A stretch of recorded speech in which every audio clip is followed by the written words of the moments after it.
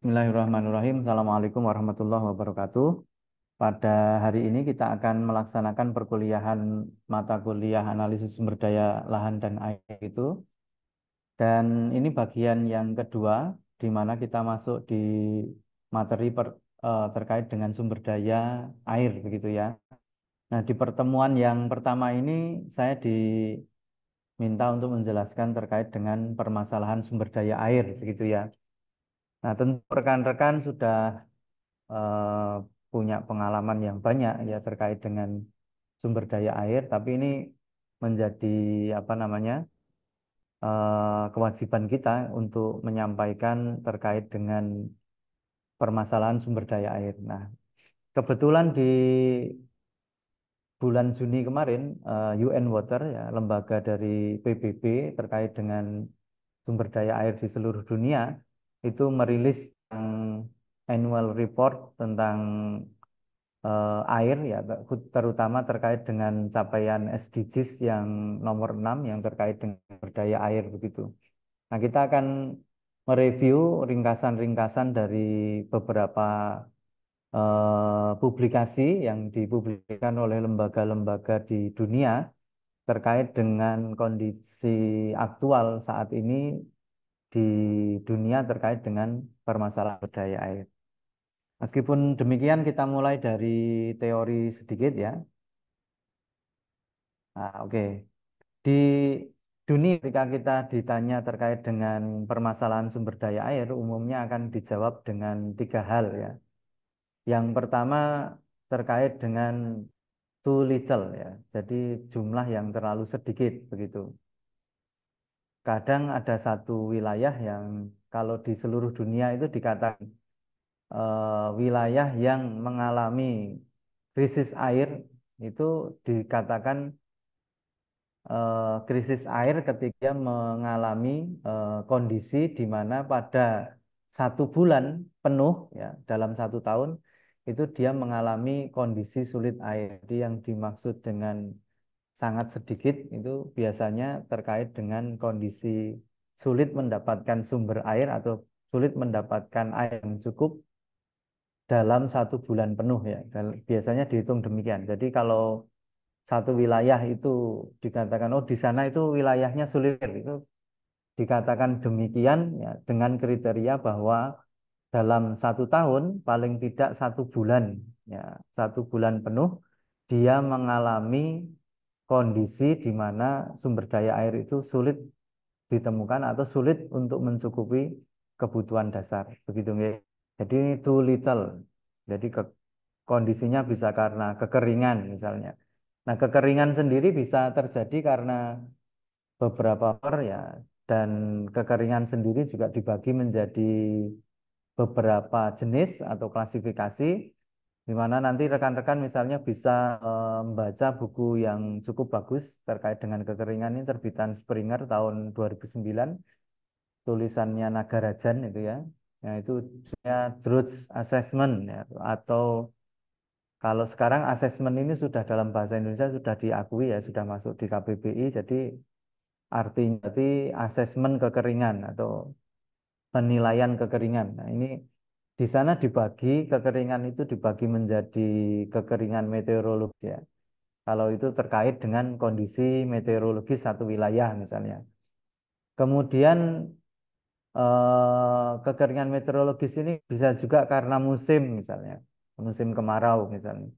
Atau kekeringan meteorologis itu karena gangguan iklim atau cuaca ya misalnya ada El Nino ya terutama Enso ya di tempat kita ketika terjadi Enso maka sering El Nino terutama sering mengalami kekeringan begitu ya atau di dalam hal ini kita sebut sebagai meteorological droughts ya, atau kekeringan meteorologis.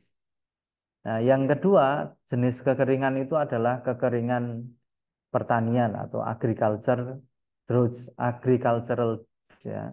Jadi kekeringan pertanian. Ini umumnya terjadi karena eh, lahan pertaniannya ya mengalami kekeringan, misalnya irigasi yang tidak bagus ya. Kemudian jumlah air untuk mengairi lahan pertanian kurang dan sebagainya. Di mana pada kondisi ini tanaman-tanaman pertanian menjadi mati atau layu ya. Ini disebut sebagai agricultural droughts ya. Yang ketiga itu bisa jadi kekeringan itu disebabkan oleh faktor geomorfologi atau geologi. Misalnya di kawasan kars misalnya, atau batuan-batuan yang sangat keras atau kedap yang tidak bisa menyimpan air, kemudian ketika ada air yang jatuh, dia nanti mengalirkan hampir semua air hujan yang jatuh di atasnya ya. Misalnya batuan lava, granit gitu ya. Nah, ini disebut sebagai geological atau geomorphological droughts ya. Nah, yang terakhir adalah hydrological drought atau kekeringan hidrologi. Ini tidak hanya terkait dengan ketersediaan air yang berasal dari meteorologis ataupun kondisi geologis gitu ya. Tetapi dia juga terkait dengan misalnya jaringan perpipaan, kebijakan terkait dengan pemenuhan sumber daya air dan sebagainya. Disebut sebagai hydrological droughts atau kekeringan hidrologi. Misalnya satu wilayah tidak teraliri oleh PDAM, ya itu sebagai bagian dari hydrological droughts. Ya. Nah, kemudian yang berikutnya too dirty ya, jadi terlalu kotor, kualitasnya tidak memenuhi untuk kebutuhan tertentu. Ini juga menjadi masalah sumber daya air ya. Jadi misalnya kita punya sungai yang banyak ya, tetapi kemudian misalnya intrusi bisa masuk karena wilayahnya saking datarnya begitu ya. Kemudian intrusi ketika terjadi bank ya melalui air sungai ya ini bisa menyebabkan air itu meskipun jumlahnya banyak tidak bisa digunakan. Termasuk air yang di perkotaan misalnya ya, Anda lihat air sungai itu begitu kotor ya, mungkin warnanya sampai hitam ya. Ini juga air yang tidak bisa kita manfaatkan ya, kecuali kalau kemudian nanti diolah begitu ya. Tapi terlalu kotor atau kualitas yang tidak memenuhi juga menjadi yang kedua dari sumber daya air. Yang ketiga, too much atau terlalu banyak. Jadi air yang terlalu banyak itu juga menjadi masalah ya. Misalnya mengalami penggenangan ya, banjir ya. Kemudian malah bisa merusak begitu ya, merusak bangunan, merusak dan sebagainya. Nah, ini dalam tinjauan hidrologi seringkali kalau ditanya terkait dengan permasalahan sumber daya air kita umumnya menjawab tiga hal ini gitu ya. Tapi dalam geografi sering ahli-ahli geografi ini membagi menjadi empat yang sebenarnya juga terkait dengan apa yang ada di dalam tiga hal yang sudah disebutkan sebelumnya begitu ya. Nah, yang pertama dalam tinjauan hidrologi geografi itu masalah yang pertama adalah kuantitas atau tadi disebut too little atau too much. Jadi terlalu sedikit, terlalu banyak. Ini juga masalah. Jadi sama dengan yang tadi. Yang kedua kualitas. Kalau tadi kuantitas, sekarang kualitas. Ini sama dengan yang tiga sudah disebut, yakni eh, too dirty ya. Jadi terlalu kotor, kualitasnya tidak memenuhi ya. Ini disebut sebagai permasalahan yang kedua. Nah, dalam tinjauan hidrologi geografi ditambah permasalahan terkait dengan variasi temporal ya. Tersedia pada suatu waktu saja ya. Tadi disampaikan misalnya satu wilayah yang dikatakan eh, ya masalah terkait dengan sumber daya air atau kritis ya, atau sulit air ya. Kalau misalnya dalam satu bulan di dalam satu tahun ya bulan penuh itu mengalami kondisi di mana air sulit untuk mencukupi kebutuhan dasarnya. Nah, di banyak tempat misalnya ada satu masa di mana air itu tersedia melimpah ya. Misalnya kalau di Indonesia ya di musim penghujan. Tapi di musim kemarau air tidak cukup untuk memenuhi kebutuhan. Maka permasalahan terkait variasi temporal ini menjadi salah satu jadi apa namanya fokus dari teman-teman hidrologi ya, khususnya yang belajar di dalam geografi ya, karena dia akan memperhatikan tidak hanya pada jumlah, tetapi juga bagaimana jumlah yang cukup tadi tersebar dalam dimensi waktu begitu ya. Nah, kemudian yang berikutnya bagi kita orang geografi yang utama adalah permasalahan terkait dengan variasi spasial. Kalau kita berbicara tentang satu wilayah administratif ya, mungkin kalau dihitung jumlahnya ya, kemudian dibandingkan dengan kebutuhannya, oh ini surplus gitu. Tetapi secara spasial bisa jadi surplus itu hanya pada spot-spot tertentu atau titik-titik atau lokasi-lokasi tertentu, poligon-poligon tertentu gitu.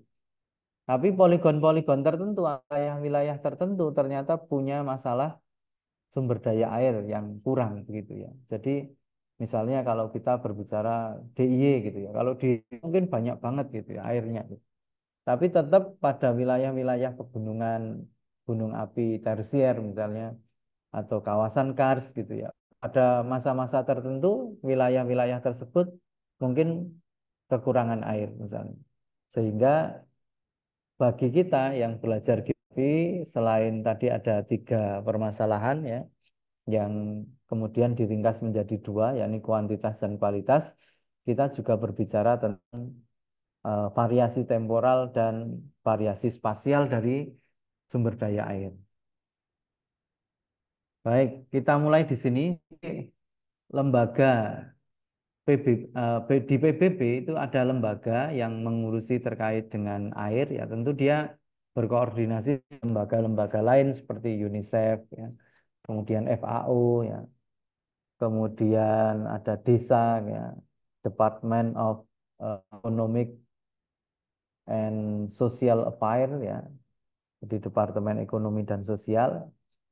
Nah, ini mereka punya lembaga yang spesifik mengurusi air, di mana lembaga ini setiap tahun tuh membuat laporan, ya, membuat laporan dan biasanya di bulan Maret mereka mempublikasikan terkait dengan isu tertentu gitu ya. Misalnya tahun ini isu Hari Air Sedunia itu atau World Water Day ya, itu dibahas isu terkait dengan glacier preservation ya atau perlindungan glacier gitu ya. Nah, ini tahun ini temanya itu gitu ya. Kemudian beberapa tahun yang lalu ya ada air tanah di tahun 2022 dan seterusnya gitu ya. Anda bisa melacak di websitenya UN Water ya, unwater.org. Nanti Anda bisa download ya. Nah, hari ini yang akan kita bahas adalah hasil yang diterbitkan di bulan Juni ya, kita ringkaskan ya, dia sendiri juga membuat banyak publikasi lain annual report ini sehingga rekan-rekan sebenarnya juga bisa membahas atau melihat ya bagaimana kondisi aktual tentang daya air di seluruh dunia begitu ya. Sayangnya tidak semua negara melaporkan kondisi sumber daya airnya. Tetap dari sisi apa namanya pengetahuan kita bisa melihat paling tidak dari negara-negara yang melaporkan itu kondisinya seperti apa begitu ya. Banyak artikel, banyak publikasi dan rekan-rekan juga bisa mendownloadnya dengan gratis gitu ya. Baik, kita di sini. Jadi di UN Water Annual Report tahun 2024 yang kemudian dipublish di tahun 2025, eh, laporan ini menyoroti terkait dengan capaian SDGs di tahun 2024 ya. Nah, yang pertama dengan poin 6.1.1. Jadi di SDGs yang nomor 6 itu kan terkait dengan akses terhadap bersih ya. Eh, disebutkan bahwa sekitar 2,2 miliar orang atau sekitar seperempat orang di seluruh dunia itu tidak memiliki akses ke air minum yang dikelola dengan aman sampai pada tahun 2022. Jadi masih banyak ya di seluruh dunia ya. Ya kalau di Indonesia gimana ya? yang dimaksud dengan akses terhadap air minum yang dikelola ini bisa dikatakan air minum yang apa namanya melalui sambungan perpipaan ya, yang dikelola oleh pemerintah ataupun swasta begitu. Kalau di tempat PDAM gitu ya. Dan itu banyak sekali ya, terutama di wilayah-wilayah perdesaan gitu ya. Nah, kalau di Gunung Kidul malah banyak yang pakai ini karena apa? Airnya ya lebih bisa diandalkan karena pada musim penghujan kan nyaris tidak ada apa namanya musim kemarau nyaris tidak ada air yang bisa dimanfaatkan gitu ya, sehingga banyak yang sudah punya sambungan-sambungan PDAM ya, tetapi pada perbukitan-perbukitan Batuраgung dan sebagainya ini sulit untuk diakses ya, jadi untuk menaikkan air sampai di apa namanya perbukitan-perbukitan yang tinggi seperti Batuраgung ya, perbukitan Menoreh itu ya sulit, sehingga ya masih banyak yang belum menggunakan sambungan perpipaan.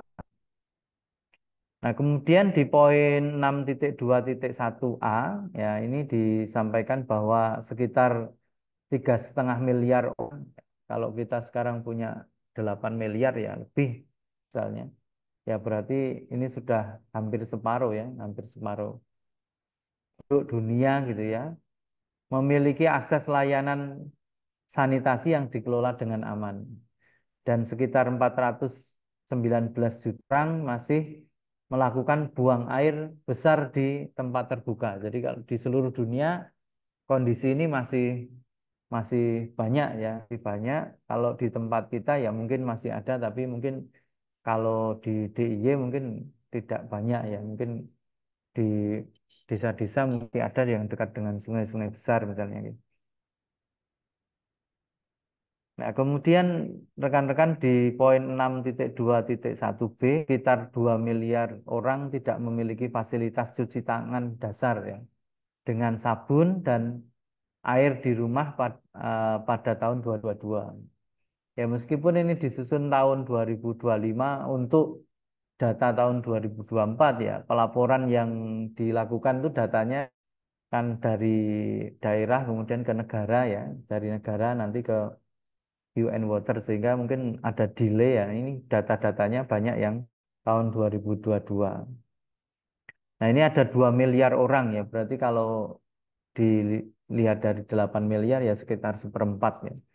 Nah, sabun sendiri punya kontribusi yang besar dalam apa eh, menurunkan jumlah kematian seluruh dunia gitu ya. Jadi kalau kita lihat sejarah bahwa jumlah kematian itu menurun drastis ya sejak orang menggunakan antiseptik ya, kemudian sabun ya, terkait dengan ditemukannya antibiotik dan sebagainya yang kemudian menurunkan kematian akibat penyakit begitu ya. Nah, kemudian yang berikutnya 6.3 itu menyebutkan bahwa hanya sekitar 27% limbah air industri yang diolah dengan aman ya. Nah, datanya sayangnya hanya dari 22 negara di seluruh dunia, dari 100 sekian atau mungkin bahkan 200-an. Dan 42% limbah domestik tidak diolah dengan aman. Ya, ini juga sama di Indonesia kita temukan ya, bahwa skripsi, tesis, ya, disertasi dari teman-teman di Fakultas Geografi juga menunjukkan adanya ya pencemaran air oleh industri misalnya. Juga adanya limbah domestik ya, atau biasanya dianalisis dengan eh, pengaruh antropogenik gitu ya terhadap kualitas air tanah atau air permukaan ya, yang banyak diakses gitu ya, misalnya kandungan nitrat yang tinggi, klorida yang tinggi, fosfat yang tinggi, ya BOD, COD yang melebihi baku mutu gitu ya. Kemudian ada eh, apa bakteri fecal coli misalnya. Nah, ini banyak terdapat di Indonesia begitu ya. Berikutnya poin 6.3.2, sekitar 56% dari badan air yang dipantau di 110 negara, ya ini datanya sudah cukup banyak ya.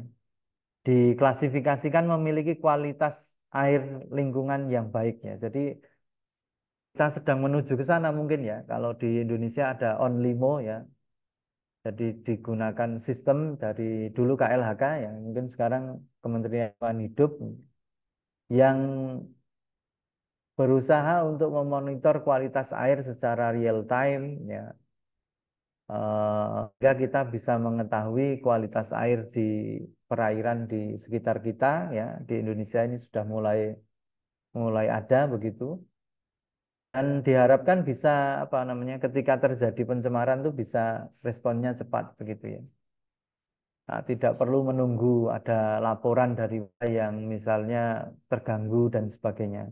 Nah, itu bisa direspon itu. Cuma jumlahnya mungkin sampai saat ini masih sangat terbatas gitu ya. Nah, kemudian pada tahun 2030 ini kesehatan dan kehidupan 4,8 miliar orang risiko terancam jika pemantauan kualitas air saat ini tidak ditingkatkan gitu ya. Nah, di negara-negara dengan jumlah penduduk yang besar ini menjadi tantangan ya, karena tentu limbah yang dihasilkan juga lebih besar gitu ya. Kemudian tantangan terkait dengan pengelolaan air limbah menjadi lebih rumit ya. Tentu tidak akan sesulit kalau jumlah penduduknya tidak terlalu banyak begitu ya. Karena limbahnya tidak terlalu banyak, kemudian yang diatur juga tidak terlalu banyak, kemudian wilayah yang dipantau juga tidak terlalu besar begitu ya. Kalau di Indonesia kan besar sekali ya. Kita punya wilayah yang sangat luas, penduduknya banyak begitu ya. Jadi tantangannya double-double. Nah, di sisi lain di poin 6.4.1 dari tahun 2015 sampai 2021, kabar baiknya efisiensi pengguna air secara global itu telah meningkat sekitar 19,3%. Namun sekitar 58% negara masih menunjukkan efisiensi penggunaan air yang rendah ya.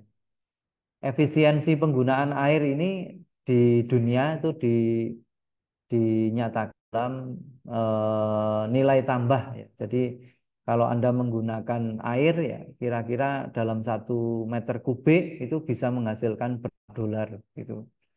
Nah, itu dihitung ya. Jadi kalau di Indonesia itu apa namanya, menggunakan air misalnya untuk irigasi pertanian itu berapa meter kubik, nanti dia menghasilkan yang dari pertanian itu menghasilkan berapa begitu ya.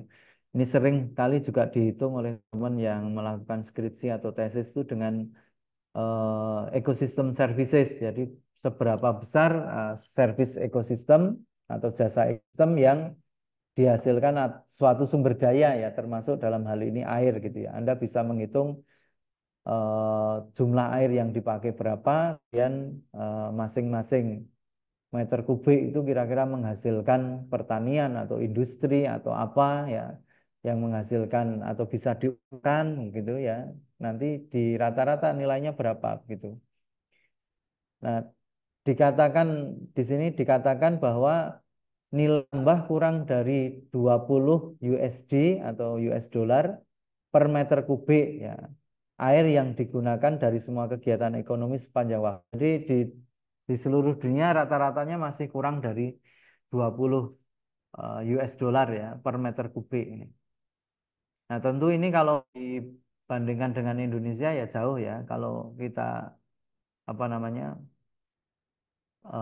hargai air bersih yang kita pakai di PAM aja harganya rendah banget gitu ya. Misalnya per 10 meter kubik itu dia membayar misalnya 35.000 atau bahkan sampai 50.000 ya. Berarti kalau 1 meter kubik itu dia hanya 5.000 gitu ya. 5.000 kan tidak sampai 1 dolar gitu ya. Baru sepertiga, sepertiga. Jadi sedikit sekali gitu ya kalau di Indonesia. Tapi rata-rata di seluruh dunia itu ya kurang dari 20 USD. Tapi mungkin banyak negara yang punya nilai yang lebih besar begitu ya. Misalnya digunakan untuk pendingin mesin pabrik. Ya, ini kebutuhan yang sangat besar ya teman-teman ya. Saya punya pengalaman menghitung untuk satu pabrik itu ya. Itu dia kebutuhan untuk apa namanya, mendinginkan mesin pabrik itu mungkin lebih besar daripada kebutuhan air domestik di kota Jogja gitu. Jadi untuk satu pabrik saja gitu ya, yang diambil dari sungai nanti kemudian di apa diolah, kemudian sebagian bisa dipakai lagi dan sebagian ke sungai pada saat suhunya sudah dingin gitu ya. Nah ini kebutuhannya sangat besar gitu ya. Nah kemudian poin 6.4.2 sekitar 10% dari populasi global tinggal di negara-negara dengan tingkat stres air yang tinggi ya dan kritis pada tahun 2021. Jadi wilayah-wilayah yang stres airnya tinggi, tekanan airnya tinggi atau water stressnya tinggi dan kritis ya pada tahun 2021 gitu ya. Nah, ini biasanya disebut stres itu kalau apa namanya pengambilannya lebih dari 50% dari total kebutuhan gitu ya. Jadi dari total ketersediaan. Jadi kalau misalnya tersedia 100 kemudian yang diambil itu lebih dari 50, ini kita sebut sebagai water stress atau tekanan terhadap air begitu ya. Nah, dikatakan kritis ya kalau dia pemanfaatannya itu lebih dari 75%. Ya. Biasanya kalau ketersediaannya 100 dia sudah ngambil lebih dari 75 ya, berarti disebut kritis gitu ya. Yang disebut water stress biasanya dari 100 ketersediaan dia mengambil lebih dari 50% ya, tapi tidak sampai 75%. Nah, kemudian di poin 6.5.1 ya, dunia tidak akan mengalami atau tidak mencapai pengelolaan air yang berkelanjutan sampai tahun 2049. Ini perkiraannya dari UN Water ya, di mana 40% negara tertinggal memiliki kapasitas terbatas untuk menyeimbangkan tuntutan yang bersaing di berbagai sektor dan menghadapi tekanan yang semakin meningkat. Jadi tuntutan yang bersaing di berbagai sektor itu maksudnya di masing-masing sektor penggunaan, misalnya industri, kemudian domestik, kemudian pertanian ini tidak bisa apa namanya seimbang gitu ya, dan tidak bisa jumlahnya itu dipenuhi semua. Nah, di sisi yang lain semua kebutuhan itu juga terus meningkat ya. Kalau rekan-rekan ngambil mata kuliah geografi sumber daya, dahulu kita sampaikan bahwa permasalahan utama terkait dengan sumber daya itu adalah jumlah penduduk yang semakin banyak dan yang lebih berbahaya lagi adalah perubahan pola hidup ya, pola hidup ya, di mana kita lihat bahwa kalau dinilai per kapita, baik kebutuhan air, kebutuhan mineral, kebutuhan apapun ya di seluruh dunia, itu dari tahun ke tahun itu tidak mengikuti jumlah, tidak hanya mengikuti penduduk saja gitu ya. Bahkan per kapita semua kebutuhan itu naik gitu ya. Jadi misalnya dulu kita rata-rata membutuhkan air tuh satu orang misalnya 60 liter per orang per hari misalnya.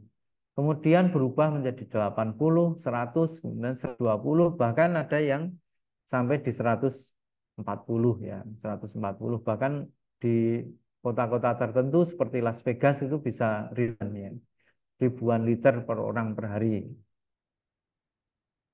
Kemudian rekan-rekan sekalian, di poin berikutnya di poin 6.5.2 itu disebutkan bahwa hanya 43 dari 153 negara anggota PBB ya, anggota yang diakui PBB ya, kalau negara-negara seperti Taiwan misalnya, kemudian negara-negara yang mungkin belum diakui gitu ya, itu tidak masuk di 153 ini ya. Nah, ada dari 153 ada 43 APBP yang berbagi sumber daya lintas batas yang memiliki perjanjian operasional. Jadi apa namanya? Baru sedikit gitu ya. Perjanjian tersebut mencakup 90% atau lebih dari sungai, danau dan akuifer yang mereka bagikan. Jadi beberapa negara di seluruh dunia itu banyak yang disebut sebagai transboundary ya. Jadi punya sumber air yang lintas batas gitu ya. Misalnya negara-negara di Eropa ya, negara-negara Alpen ya, misalnya Swiss, Austria itu bisa berbagi air dengan Jerman ya, Belanda, Belgia, Luxembourg ya misalnya seperti itu. Jadi negara-negara itu punya apa namanya air yang transboundary, jadi melewati batas-batas negara. Kalau kita ya di Papua misalnya ya, Sarawak Biru misalnya di Merauke itu dengan Papua Nugini ya misalnya. Kemudian ada yang dengan Malaysia mungkin ya. Kemudian rekan-rekan sekalian, isu terkait dengan air yang melewati batas negara ini menjadi isu yang hangat ya di banyak negara gitu ya. Misalnya negara-negara di Timur Tengah, kemudian negara-negara yang dilewati Sungai Nil ya misalnya. Dulu sempat apa namanya memanas ketika negara di hulu Sungai Nil mau buat bendungan gitu ya, sehingga Mesir khawatir bahwa apa namanya airnya akan berkurang misalnya. Nah, ini menjadi tantangan bagi negara-negara yang punya air yang transboundary tadi. Nah, kemudian poin 6.6.1 ini lebih dari 90 dari 185 negara memiliki satu atau lebih jenis ekosistem terkait air yang berada pada kondisi degradasi. Jadi kondisinya menurun gitu ya. Aliran sungai telah berkurang signifikan di 402 daerah aliran sungai di seluruh dunia, di mana sekitar 107,5 orang tinggal gitu ya. Jadi pada 402 das itu di seluruh dunia itu mengalami degradasi, airnya terus berkurang, dan di 402 das itu hidup sekitar 107 juta orang. Kemudian poin 6.6.1a, penyaluran bantuan ke sektor air berkurang sebesar 5% antara tahun 2015 ke 2022, dan sepertiga negara melaporkan bahwa dana donor itu tidak selaras dengan rencana nasional sektor air. Jadi nggak cocok dengan program dari negara yang disumbang gitu ya. Terutama di negara-negara yang berpendapatan rendah. Nah, di tahun yang disebutkan ini juga bisa terjadi bias, teman-teman. Kenapa terjadi penurunan? Karena bisa jadi pada masa ini melewati masa-masa COVID ya. Sehingga mungkin kalau di rata-rata memang jumlahnya berkurang begitu ya. Tapi ini kita eh, percaya bahwa ini dihitung gitu ya, dan dari pelaporannya turunnya 5%. Tapi kita boleh curiga bahwa ini jadi karena COVID-nya. Jadi pada waktu itu kan memang apa sumber daya itu dikerahkan sepenuhnya ya, eh, terutama dalam rangka untuk menangani COVID-19 itu ya, yang muncul di awal tahun 2020 di negara kita. Jadi sekitar bulan Februari atau Maret tahun 2020 itu kita mulai kena gitu ya. Kemudian di poin 6.6.1b itu disebutkan bahwa kurang dari sepertiga dari 106 negara yang merespon menyatakan bahwa partisipasi masyarakat lokal dalam pengambilan keputusan terkait air dan sanitasi berada pada tingkat yang tinggi ya. Ya, kadang-kadang kalau dalam apa namanya partisipasi masyarakat lokal ini terkait dengan sumber daya air ya, pada wilayah yang relatif sempit itu mungkin masih bisa dikendalikan dengan mudah ya. Tapi kalau das Anda misalnya besar sekali ya, misalnya das Brantas, das Bengkulu, Citarum ya kalau di Jawa gitu ya, atau Serayu, ini akan menjadi sangat sulit gitu ya dalam pelibatan masyarakat lokal yang mungkin jumlahnya akan sangat banyak sekali kalau semuanya dilibatkan gitu. Baik, itu ringkasan dari annual report yang disampaikan oleh UN Water ya. Kemudian kita coba melihat ya dari laporan-laporan yang disampaikan oleh lembaga-lembaga di seluruh dunia terkait dengan permasalahan sumber daya. Nah, ini kita coba untuk memberikan insight bahwa permasalahan sumber daya air itu sudah sedemikian parah begitu ya. Kemudian rekan-rekan bisa mengambil ya pelajaran bahwa ternyata di seluruh dunia itu dampak dari permasalahan air itu sudah cukup besar begitu. Mungkin kalau di negara kita dampaknya besar, tapi sayangnya mungkin belum dihitung, tidak semuanya dihitung. Kalau sudah dihitung ya mungkin juga nampak bahwa permasalahan yang terjadi itu cukup besar gitu. Nah, ini terkait dengan perubahan iklim ya. Di tahun 2023 ya, yang kemudian dalam publikasi World Meteorological Organization atau Organisasi Meteorologi Dunia di tahun 2004 itu menghitung ya sekitar 600 gigaton air dari gletser itu hilang. Nah, kerugian massal yang tercatat paling besar ya dalam 5 dekade terakhir atau 50 tahun terakhir ya. Nah, ini menjadi peringatan bagi kita ya. Sehingga pada tahun 2025 ini tema yang menjadi fokus terkait dengan pengelolaan sumber daya air atau manajemen sumber daya air adalah glacier preservation ya, atau uh, upaya untuk mengkonservasi glacier gitu ya. Nah, untuk menunjukkan pada dunia bahwa ini masalah yang besar ya dari sisi sumber daya air ataupun dari sisi yang lain ya. Itu misalnya pada kondisi gletser yang sudah ribuan tahun mungkin ya, ini menyimpan bakteri patogen yang sudah lama tidak ada di dunia ya, dianggap tidak menyebabkan terjadinya penyakit. Kemudian ternyata kemudian sekarang banyak muncul ya penyakit-penyakit terkait dengan bakteri-bakteri yang terpreservasi di gletser tadi.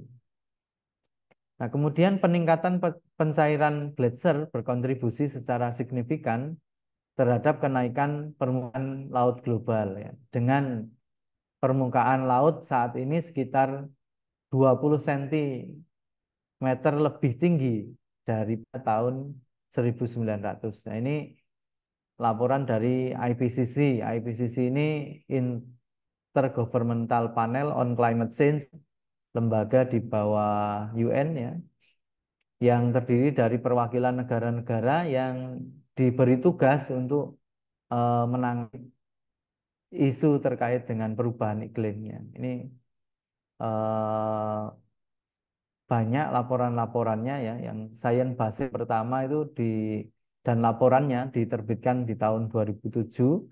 Kemudian tahun 2020-21 itu kemudian muncul lagi laporan yang terbaru dari kondisi dampak dan mitigasi perubahan iklim yang terjadi di seluruh dunia. Nah, kemudian UNESCO, IUCN ini membatasi pemanasan global hingga 1,5 derajat dapat menyelamatkan gletser di 2/3 ya situs warisan dunia UNESCO. Jadi banyak penelitian yang menunjukkan bahwa telah terjadi pemanasan global begitu ya. Meskipun dampak dari pemanasan global itu tidak sama di seluruh dunia gitu ya. Bahkan di penelitian kita di Laboratorium Hidrologi dan Klimatologi Lingkungan, itu di beberapa DAS di DIY Jawa Tengah, itu punya respon yang berbeda-beda. Ada yang curah hujannya makin tinggi justru ya. Tapi ada juga yang curah hujannya menurun gitu ya. Yang makin tinggi ada anomali bahwa jumlah hari hujannya semakin sedikit yang menunjukkan bahwa intensitas hujan ekstrimnya semakin banyak. Itu juga ada yang seperti itu. Tapi ada juga yang wilayah yang menunjukkan ciri-ciri ya bahwa hujannya itu semakin lama semakin sedikit begitu. Jadi masing-masing wilayah punya kondisi yang berbeda terkait dengan perubahan iklim atau pemanasan global. Kemudian hanya 0,5% air di bumi yang dapat digunakan dan tawar yang tersedia gitu ya. Dan perubahan iklim akan sangat memengaruhi pasokan air itu. Nah, selama 10 tahun terakhir, ini laporan dari Organisasi Meteorologi Dunia tahun 2021, penyimpanan air terestrial, yakni penyimpanan air yang ada di daratan begitu ya, termasuk kelembaban tanah, salju dan es itu telah turun 1 cm. Ini rata-rata seluruh dunia ya, per tahun dengan konsekuensi besar untuk keamanan air gitu. Nah, ini tentu hitungannya per apa di seluruh dunia ya. Kalau 1 senti kali luasan tanah di seluruh dunia ya sudah besar sekali volumenya begitu ya. Kemudian berikutnya pada tahun 2050 ini diperkirakan jumlah orang yang berisiko tinggi terhadap banjir itu akan meningkat dari 1,2 miliar menjadi 1,6 miliar atau sekitar hampir seperempat penduduk dunia begitu ya. Kemudian pada awal hingga pertengahan 2010-an sekitar 1,9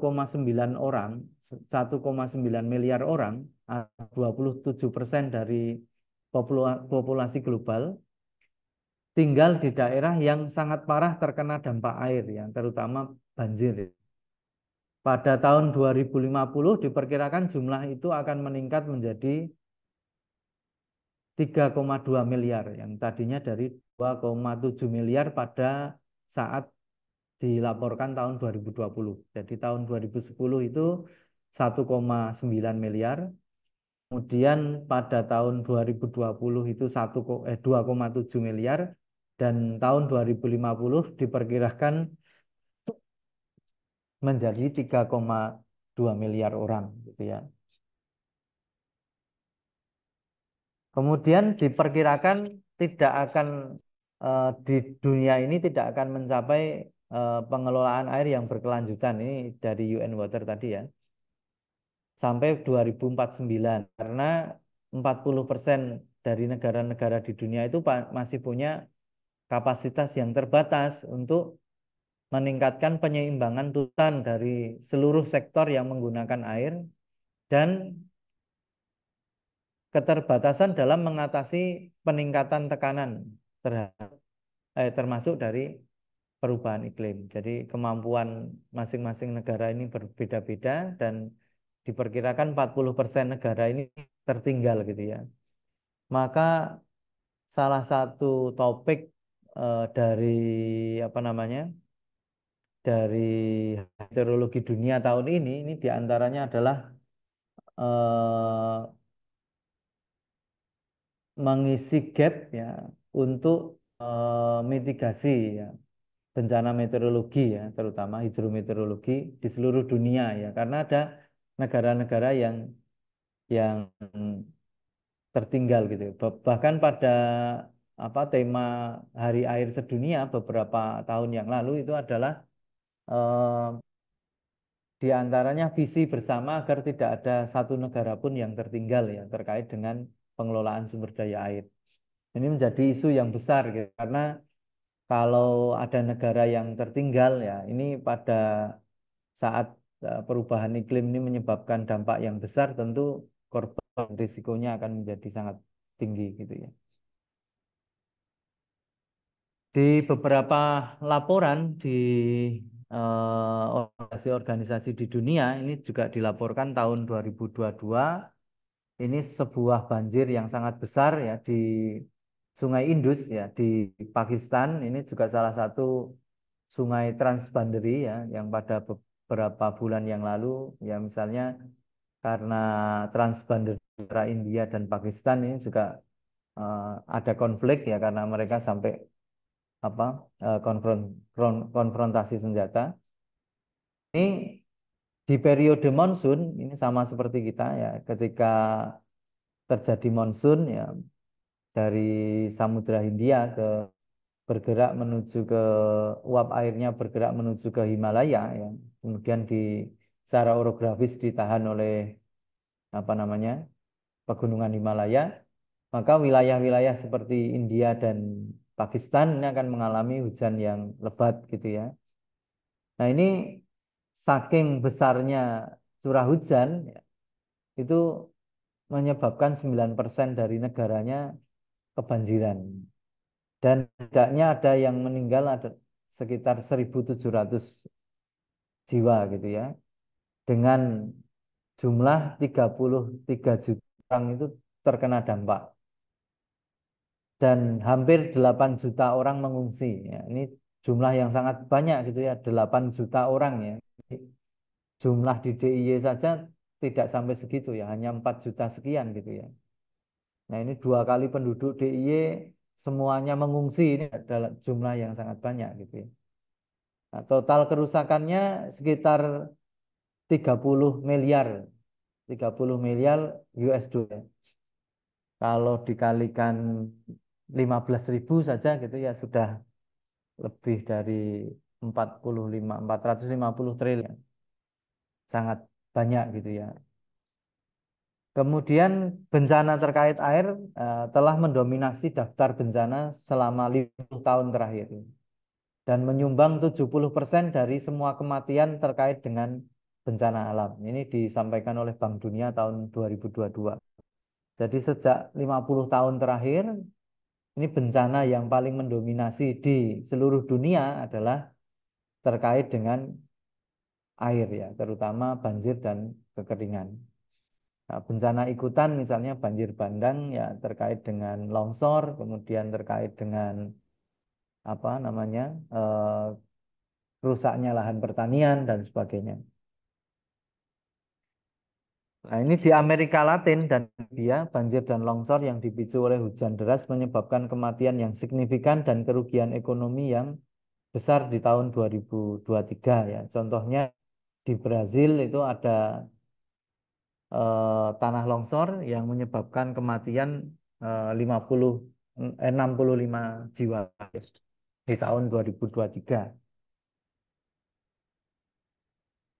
Nah, ini yang juga bisa kita ambil apa namanya pelajaran begitu ya. Yang pertama ini terkait dengan air dan bencana ini bahwa rata-rata di seluruh dunia itu ketika kita menginvestasikan $1 USD ya, itu misalnya $1 itu digunakan untuk membuat infrastruktur mitigasi bencana, maka dari sisi eh, manajemen atau pengelolaan bencana itu sebenarnya kita sudah menghemat sekitar $4 dana untuk rekonstruksi. Jadi seandainya tidak ada bangunan atau infrastruktur mitigasi yang kita investasikan, maka kerugian kita itu sekitar 4 kali lipat ya ketika kita melakukan rekonstruksi. Jadi misalnya kita butuh untuk mitigasi itu sekitar 100 miliar misalnya,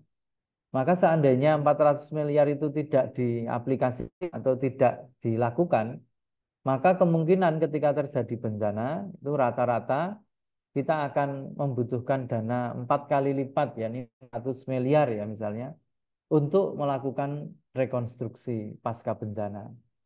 Nah ini rata-ratanya seperempatnya.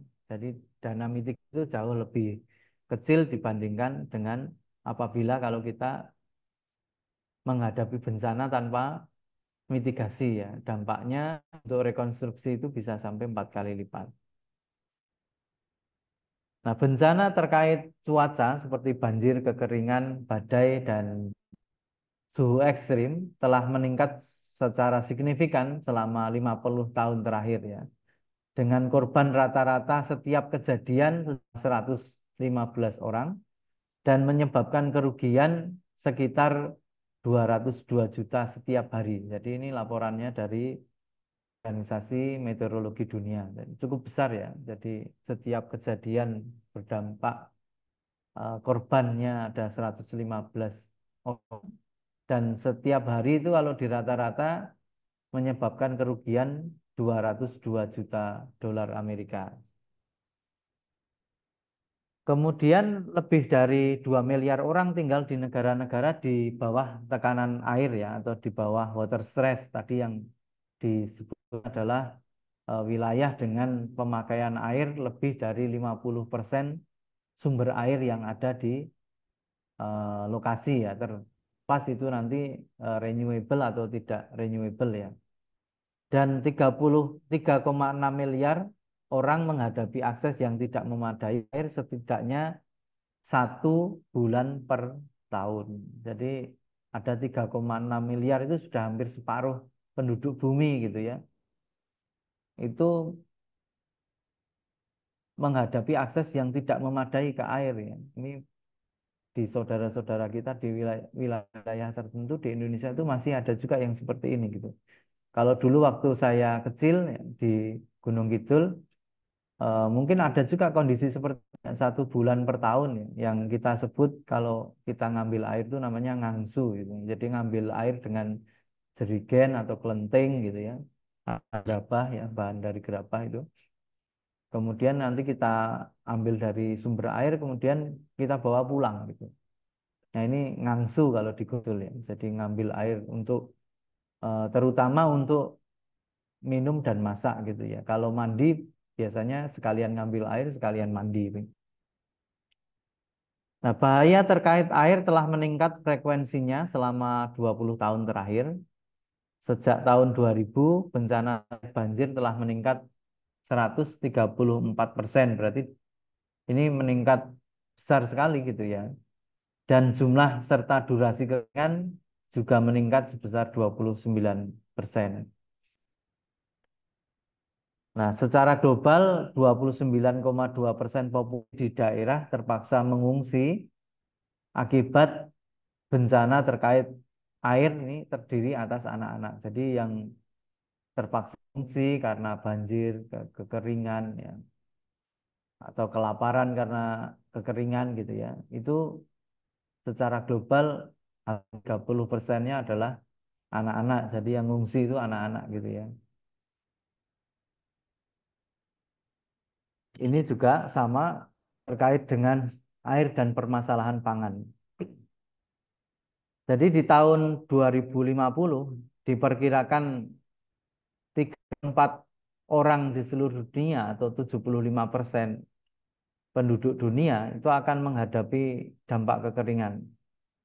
Biaya menghadapi kekeringan saat ini sudah lebih dari 307 miliar per tahun ya, terutama pada negara-negara di Afrika ya. Ini apa namanya? Kekeringannya sangat parah begitu ya. Kalau di tempat kita ya biasanya di musim kemarau itu berlangsungnya tidak terlalu lama ya, kecuali kalau terjadi El Nino ya. Nah, tentu tidak seperti di wilayah-wilayah Afrika yang bisa berapa tahun begitu ya. Bahkan beberapa tahun yang lalu ada istilah day to zero ya di Afrika Selatan, di mana kota Cape itu sudah 3 tahun tidak mengalami hujan ya, sehingga air yang digunakan untuk memasok kebutuhan air di kota di Cape Town Afrika Selatan itu habis gitu ya, sehingga dampaknya ya kekeringan yang parah ya. Nah, sekitar 10% dari populasi global, sekitar 720 juta orang, tinggal di negara-negara dengan tingkat kerentanan air tinggi dan kritis. Ini tadi sudah kita sampaikan di atas ya. Nah, sekitar 3,2 miliar orang tinggal di daerah pertanian dengan kekurangan air atau kelangkaan air hingga sangat tinggi. Di antaranya 1,2 miliar orang, kira-kira per 6 dari penduduk dunia, hidup di daerah pertanian yang membutuhkan air yang sangat banyak. Di tempat kita pun demikian ya.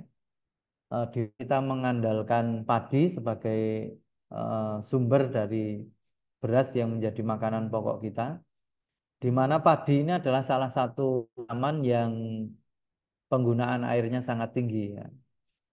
Dia harus tergenang, kemudian terbuka gitu ya, sehingga penguapannya sangat besar ya. Dari sisi penguapan fisiologis, ya, atau transpirasi dan juga penguapan yang terjadi dari airnya di sawah itu ya. Itu juga sangat tinggi sehingga ya rata-rata kita membutuhkan 1,2 liter per hari ya. Per detik ya. Jadi 1,2 liter per hektar per detik. Jadi cukup besar. Kalau kita punya 10.000 berarti ya 10.000 liter per hektar per detiknya gitu ya.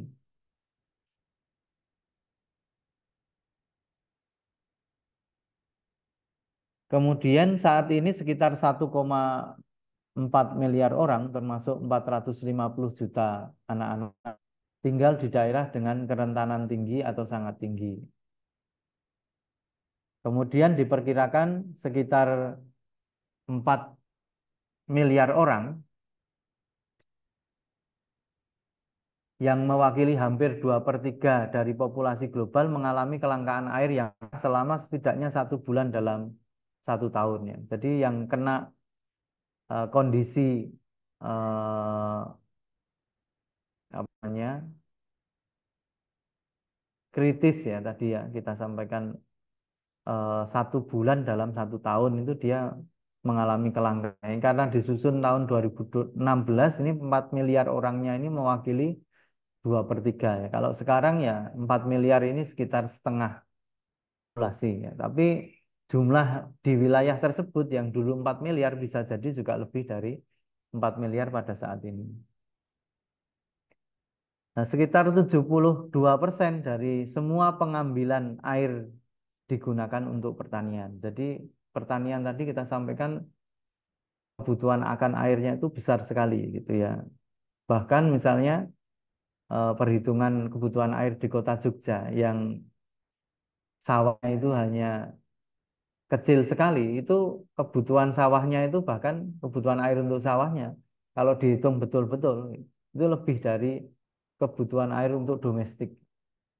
Ya, karena apa? Karena kebutuhan airnya sangat besar. Ya, per liternya tadi 1,2 per detiknya ya 1,2 liter per detik per hari per hektar ya, per hektar.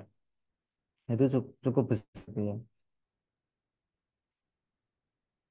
Kemudian 16%-nya untuk kota ya, dalam hal ini untuk kebutuhan domestik dan jasa dan 12%-nya oleh kegiatan industri. Jadi industri itu hanya 12% ya. Pada negara-negara yang aktivitas pertaniannya masih besar seperti Indonesia ya kebutuhan air untuk pertanian adalah yang paling besar gitu ya. Nah, ketika sebuah wilayah mengambil 25% atau lebih dari sumber daya air tawar yang terbarukan, maka dikatakan wilayah itu mengalami water stress ya. Ini kalau UN Water 2021 itu demikian. Kalau dulu ada kekritisan das gitu ya. Itu kalau lebih dari 50% diambil gitu ya, kritis gitu. Ada yang membatasi juga kalau lebih dari 75%. Nah, yang paling apa namanya?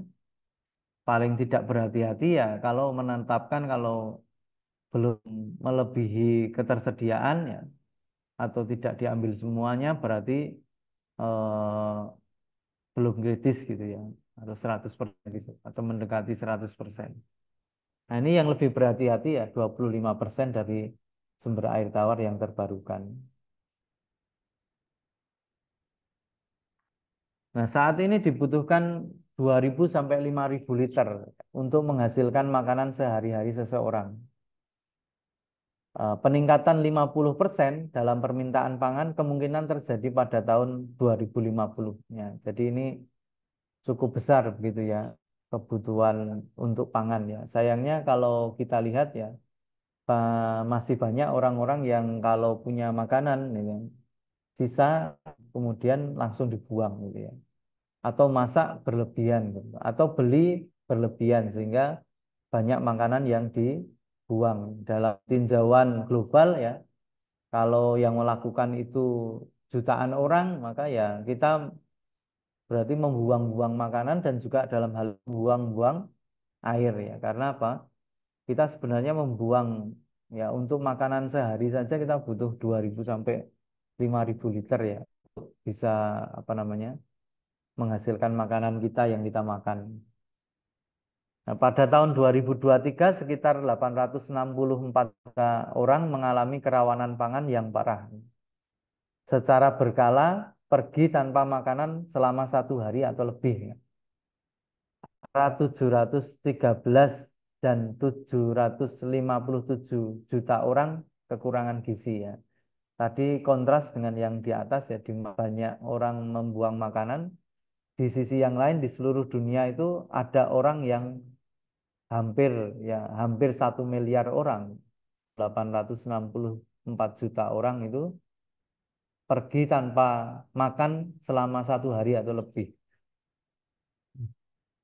Jadi kondisi kita yang patut kita syukuri ya, karena di dunia itu ternyata di tahun 2023 saja kondisinya masih seperti itu gitu ya. Ada 700-an juta orang yang masih kurang gizinya, sementara ya di tempat kita temukan masih banyak obesitas misalnya. Nah, ini mungkin kita menjadi renungan gitu ya. Nah, di sub-Sahara Afrika, daerah irigasi diperkirakan akan lebih dari 2 kali lipat pada tahun 2050 ya.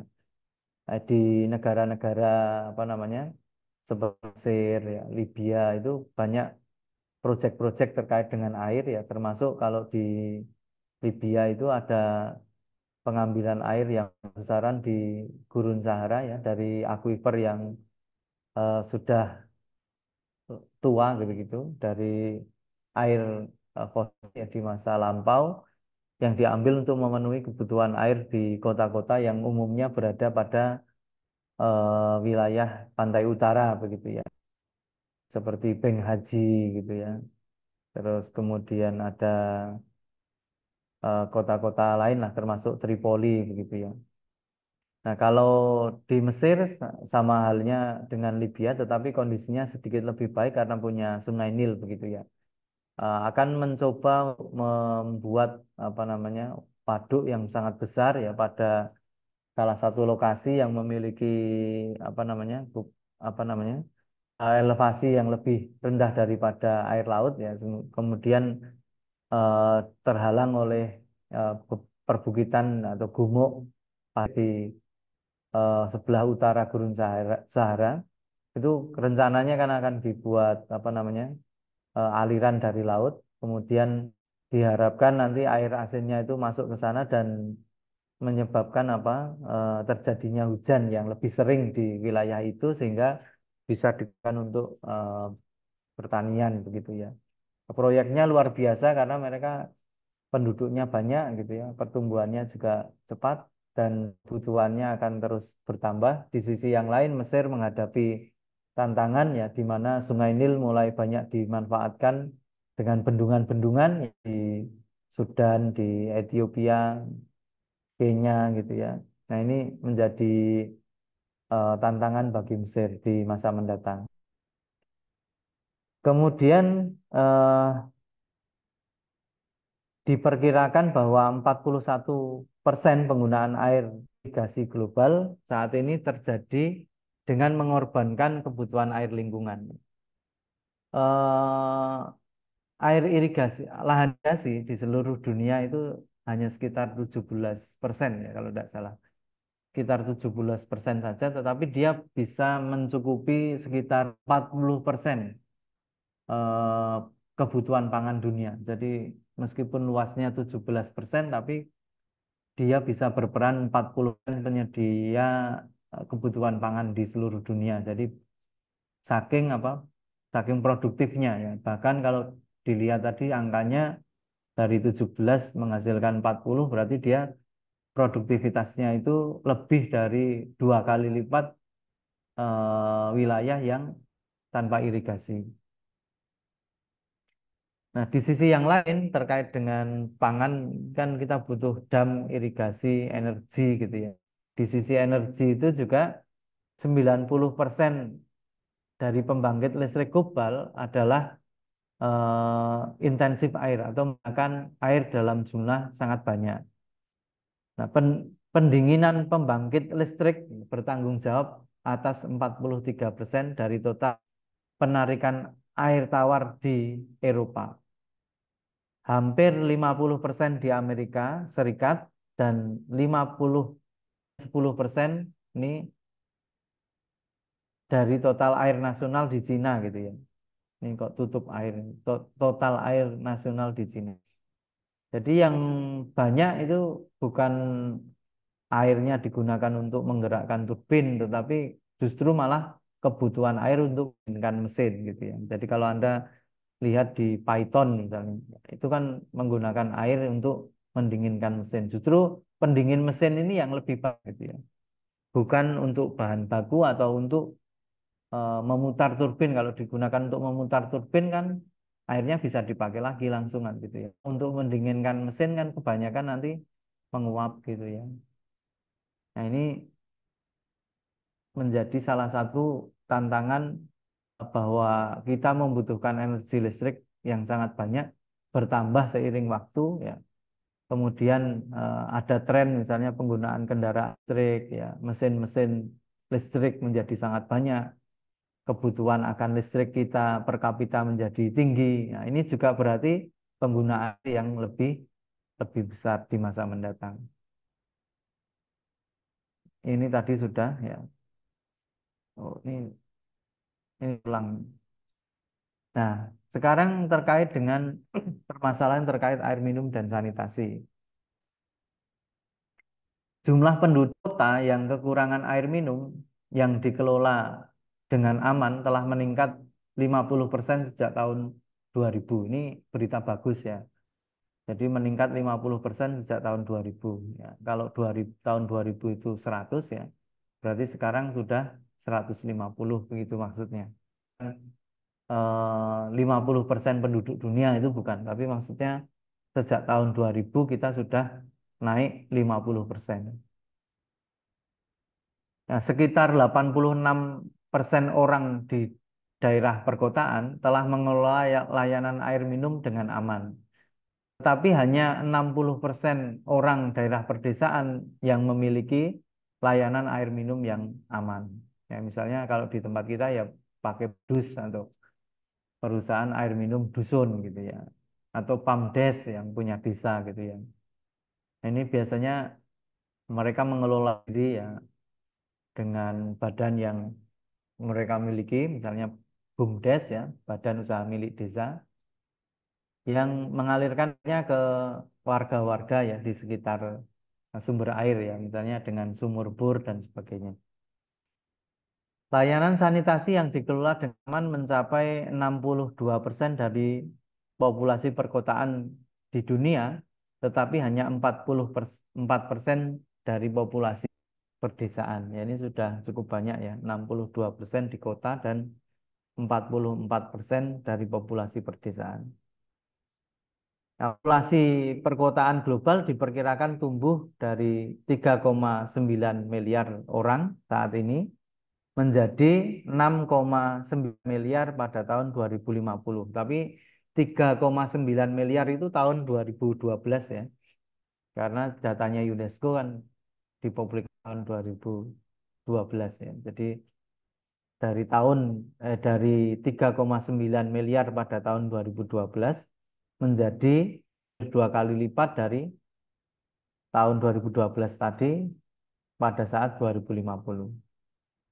Nah, berarti penduduk kota nanti jumlah juga semakin bertambah, berarti kebutuhan airnya juga semakin bertambah, padahal per kapita kebutuhan air di perkotaan itu jauh besar daripada kebutuhan air di perdesaan. Nah, jumlah penduduk kota yang kekurangan air minum yang dikelola dengan aman telah meningkat 50% sejak tahun 2000. Jadi yang jumlahnya karena tadi jumlah penduduknya bertambah, ya, yang tidak mendapatkan akses air minum yang dikelola dengan aman ternyata juga bertambah 50%. Nah, saat ini 55% dunia tinggal di perkotaan. Nah, berarti kalau 8 miliar kan berarti 4 sekian miliar kan gitu ya. proporsi yang diperkirakan akan meningkat menjadi 68% pada tahun 2050, menambah 2,5 miliar orang ke daerah perkotaan dengan hampir 90% dari peningkatannya ya, terjadi di Afrika dan Asia gitu ya. Di Asia yang masih tinggi misalnya Pakistan, India ya. Kemudian kalau di Afrika ya di antaranya Nigeria misalnya yang jumlah penduduknya meningkat pesat sekali gitu. Bahkan Pakistan diperkirakan Pakistan dan Nigeria ini sebentar akan menyalip Indonesia gitu ya. Kalau India sudah menyalip Cina ya beberapa waktu yang lalu, hingga penduduknya sudah yang banyak sedunia. Tahun lalu kalau tidak salah. Nah ini UN Desa ini dari lembaga Department of Economics and Social Affairs ya dari UN. Kemudian di daerah perkotaan tantangan utama terkait dengan daya air berupa kurangnya akses ke layanan dasar di permukiman informal. Jadi kalau di tempat kita ya permukiman-permukiman yang mungkin menempati wilayah-wilayah yang tidak legal misalnya gitu. Di bantaran sungai, pada wilayah-wilayah yang dulu tidak dipakai ya, ya, ruang terbuka hijau kadang-kadang gitu ya. Kadang-kadang bekas situ gitu ya dan sebagainya. Ya, pada permukiman-permukiman ilegal seringkali tidak dapat layanan dasar. Dan ada juga eh, keterbatasan terhadap air bersih ini diciptakan karena tingginya atau kurang kontrolnya kualitas air dari penyedia jasa dari pihak swasta misalnya. Jadi banyak kota juga ada pihak swasta yang menyediakan air minum, layanan air minum. Kemudian di Asia Selatan ya, hampir atau hanya 23% penduduk perkotaan yang memiliki akses ke sanitasi yang dikelola dengan aman. Ini datanya baru ya, 23% itu cukup banyak. Seperempat penduduknya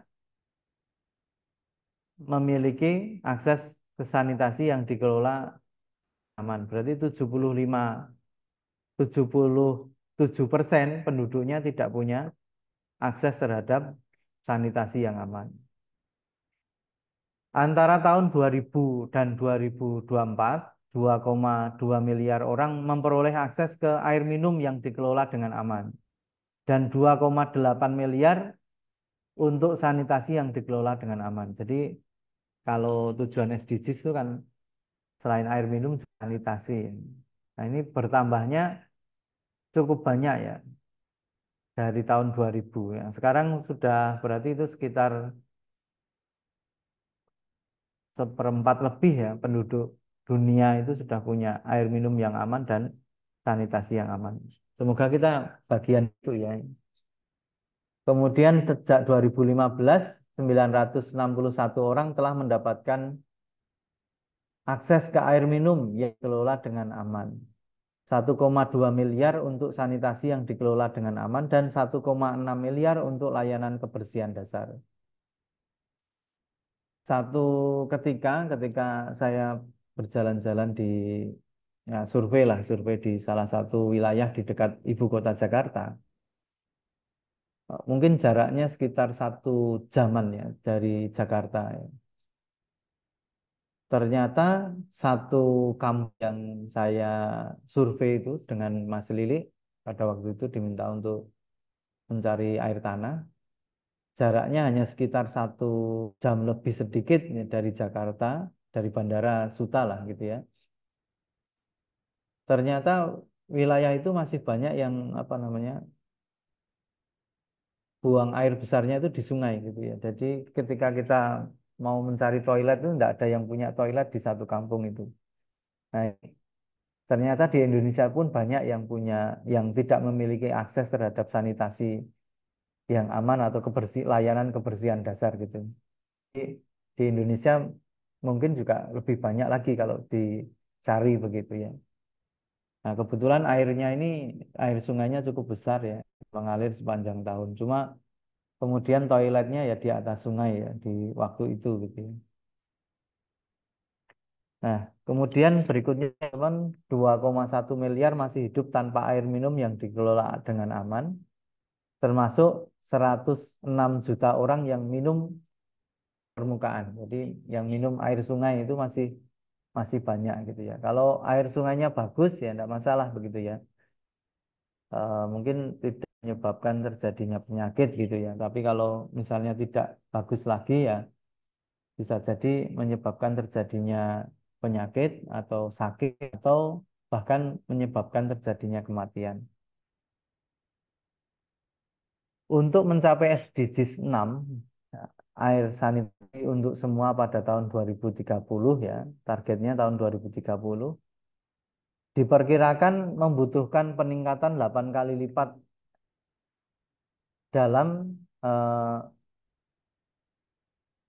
penyediaan air minum. Jadi kira-kira kita butuh air 8 kali lipat dari sekarang untuk minum dan 6 kali lipat untuk sanitasi serta 2 kali lipat untuk kebersihan. Jadi jumlah yang harus disediakan tuh jumlahnya banyak. Cuma ini kan masalahnya jumlah ya dan sebaran. Nah, sekali lagi bermasalah dalam sebaran waktu ya. Kapan kita harus menyediakan? Yang kedua, di mana kita harus menyediakan atau secara spasial kita menyediakannya di mana? Nah, pada tingkat kemajuan saat ini 3 miliar orang akan hidup tanpa toilet yang aman. 2 miliar tanpa air minum yang aman dan 4 miliar tanpa layanan kebersihan dasar pada tahun 2030. Nah, jadi ini masih banyak orang-orang yang nanti tertinggal gitu ya dalam hal ini gitu ya. Saat ini 1 dari 5 anak atau sekitar hampir 500 juta masih kekurangan layanan air minum di sekolah mereka. Dan 1 dari 5 kekurangan layanan sanitasi dasar dan per 3 anak tidak memiliki layanan kebersihan dasar. Ini laporannya dari UNICEF ini. Nah, kemudian sekitar 50 liter air per orang per hari diperlukan untuk memastikan bahwa sebagian besar kebutuhan dasar terpenuhi sambil menjaga risiko kesehatan masyarakat tingkat rendah. Ini rata-rata ini kecil banget gitu ya. Kalau dulu di Indonesia di perdesaan saja 60 liter per orang per hari gitu ya. Tapi ini mungkin batas bawah ya, batas paling bawah.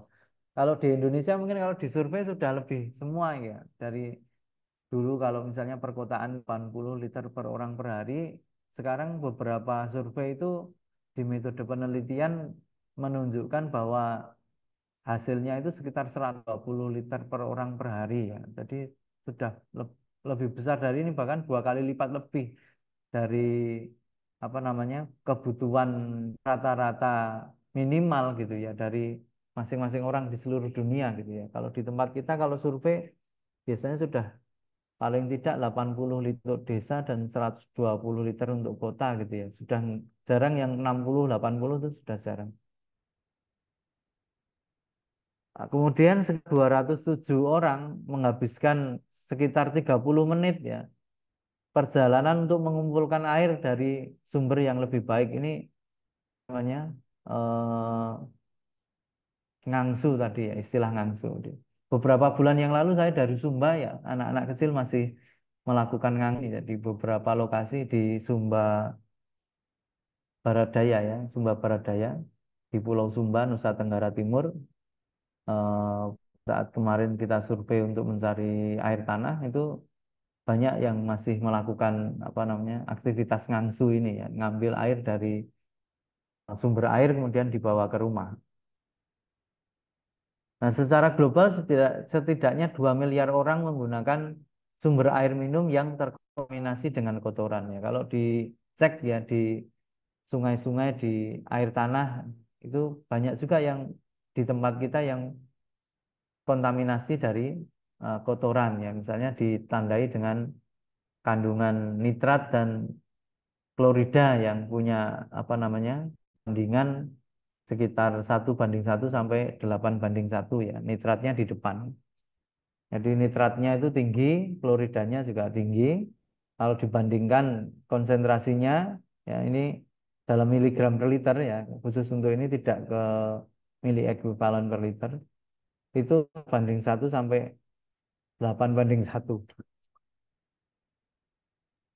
Atau bisa juga dianalisis dari fekal koli yang tinggi. Jadi fekal koli itu koli yang berasal dari feses ya.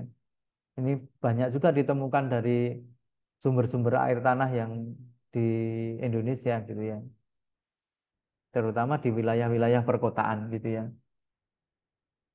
Nah, anak di bawah 5 tahun yang tinggal di negara-negara yang mengalami konflik berkepanjangan 20 kali lebih mungkin meninggal karena penyebab yang terkait dengan air. Dan sanitasi yang tidak aman daripada kekerasan langsung. Ya, misalnya perang di Palestina gitu ya. Untuk airnya kan sulit sekali ya pada kondisi seperti itu ya. Kotanya hancur dan sebagainya. Nah, tentu kebutuhan airnya akan sulit dipenuhi ya. Akhirnya kalau sudah sangat haus atau memang tidak punya ya akhirnya menggunakan air seadanya begitu ya. Nah, sehingga punya kesempatan atau punya risiko 20 kali lebih tinggi ya, lebih mungkin mengalami atau meninggal atau sakit karena sakit yang disebabkan oleh air gitu ya. Nah, sekitar 1 juta kematian setiap tahun dikaitkan dengan kelahiran yang tidak bersih, yakni infeksi yang menyumbang 26% dari kematian neonatal, 11% dari kematian ibu.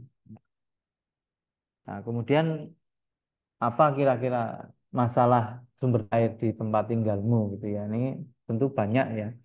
Kita bisa meliti satu-satu. Tentu kalau rekan-rekan ya apa tidak betul dengan kondisi lingkungan ya ya tenang-tenang saja mungkin tidak ada masalah Pak gitu. Dan kalau kita sebagai peneliti ya kita harus aware ya misalnya air mandi kita itu dibuang kemana sih gitu ya misalnya. Terus cucian dari dan sebagainya itu ngalirnya kemana. Kemudian septic tank kita itu konstruksinya seperti apa, kira-kira bisa merembes ke air tanah dan sebagainya. Nah ini kalau kita peduli ya paling tidak nanti kita mungkin nanti rekan-rekan bangun rumah ya misalnya nanti akan eh, terkait dengan itu gitu ya. Nah perkuliahan kita yang bagian ini cukup sampai di sini. Kita lanjutkan dengan apa namanya pertanyaan begitu ya. Silakan.